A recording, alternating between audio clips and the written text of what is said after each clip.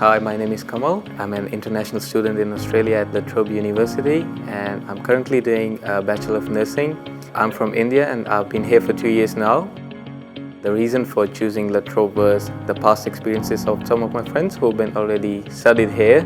It has a culture of supporting international students while helping them grow personally and academically. I had a student advisor back in India, so we worked together to think about the possible opportunities that I can get in Australia, and nursing was I think the best one for me.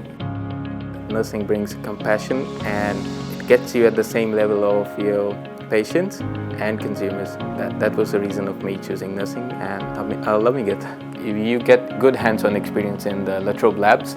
It's good exposure to have your classes in a hospital setting in the 3rd year, just to make that transition easier for us from uni to hospital. At the start you will be overwhelmed, maybe even in your first 2 weeks, but I'd just like to say, just hang in there, and if you are honestly studying, you will get a hold of it and you will start enjoying it.